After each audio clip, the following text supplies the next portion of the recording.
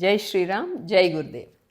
ఇవాళ కొన్ని ఈజీ ఎక్సర్సైజెసే, కానీ ఇప్పుడు ఏంటంటే స్టిఫ్ షోల్డర్ కానీ ఏదైనా వస్తే అవి అక్కడికి అమ్మో అమ్మో అని చెప్పేసి ఆపేస్తున్నారు. కానీ ఇట్ ఈస్ కంపల్సరీ దట్ ఆ స్టిఫ్నెస్ పోవాలి అని అంటే కొన్ని ఎక్సర్సైజెస్ చేయాలన్నమాట.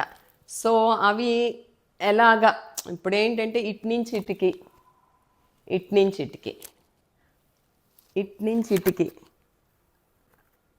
రెండు, అలా కొన్నిసార్లైనా ఒక ఎంతసేపు మీరు ఓర్చుకోగలిగితే అంతసేపు చెయ్యాలి.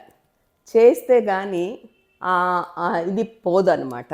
ఇప్పుడు షిఫ్ట్ షోల్డర్స్ వచ్చిందంటే అది ఏంటంటే ఐదర్ ఏదైనా ఒకటి షుగర్ అన్నా ఎక్కువైతే, లేకపోతే బీపీ అన్నా ఎక్కువైతే, లేకపోతే దానికి ప్రెషర్ ఎక్కువ పడిందంటే.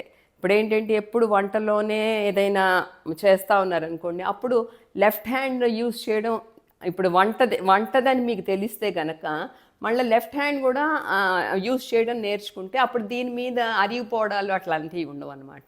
ఆ తర్వాత ఇప్పుడు ఏంటంటే గోడ తుడుస్తున్నట్టు, ఇప్పుడు మీకు ఏమీ లేకపోతే గోడ తుడుస్తున్నప్పుడు అప్పుడు ఏంటంటే ఇలా కింద కూర్చుంటే కూడా మీకు ఈ మోకాళ్ళ మీద కూడా ఇది ఉంటుంది అనమాట. ఇప్పుడు మేము అంతవరకు కూర్చోలేము అనుకుంటే ఇలా పట్టుకోండి. ఇలా పట్టుకుంటే మీకు ఈజీగా అంతవరకు లెగవగలరు అనమాట. సో అది ఈజీగా ఉంటుంది మీకు.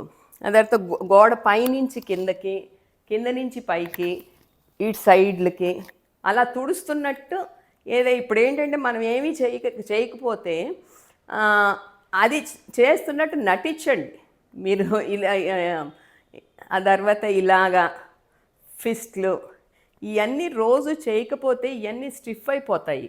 సో మీరు అది మాత్రం ఒక అలవాటు కింద చేసుకోండి. అదంతా ఇలా కొట్టుకోవడం వలన కూడా మీకు లోపల ఉన్న నరాలన్నీ కూడా యాక్టివేట్ అవుతాయి. సో కాళ్ళకు కానీ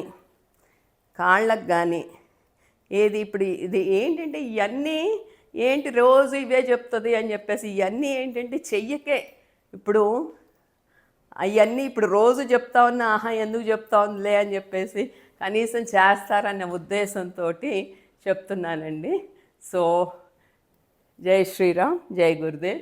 ఇవన్నీ పాటించి చక్కగా ఉంటారని ఆశిస్తున్నాను.